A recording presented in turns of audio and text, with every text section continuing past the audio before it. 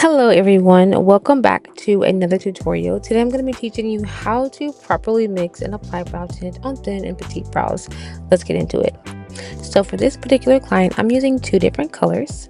I'm using a black color and I'm using a dark brown color. As you can see, I deposited a small an even amount of each color onto the palette. And before any step is taken further, I'm going to make sure that these colors are mixed well. This is a really key step. You want to make sure that the colors are mixed very well so that when you apply your brow tint, that the color comes out nice and even. Make sure that you really get a good mixture there and it's all even. Next, you want to apply 1 to 2 drops of developer into your mixture. Apply 1 drop if you want the color to be a little bit more potent. Apply 2 drops if you want to dilute the color just a little bit. For this particular client, I decided to do 2 drops because she really wanted me to make sure that the color wasn't dark at all, keep her a really nice, soft, natural color.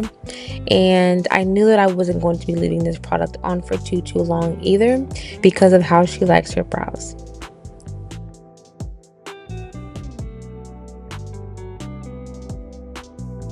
As you can see, it's all blended nice together. All right, so let's get into the next step. So brush the hairs a little bit before you apply. I'm going to be dipping my brush into the mixture, but as you see, I only am applying just a very small amount. I am kind of just outlining the base of her brows first, going right underneath and kind of just feathering upwards, not using very harsh lines or anything. Just take your time whenever you're doing this. You can always layer the brow tint, so just apply a small amount first and then go back and layer.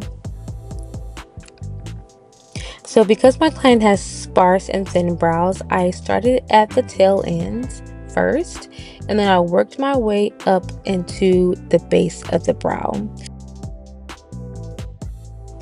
Now whenever you are applying a brow tint, I always like to start at the tail ends first, because the moment the tint hits your client's brows and their skin is going to start developing already. So I like to start with the tail ends because I want those to be a little bit darker than the front of her brows.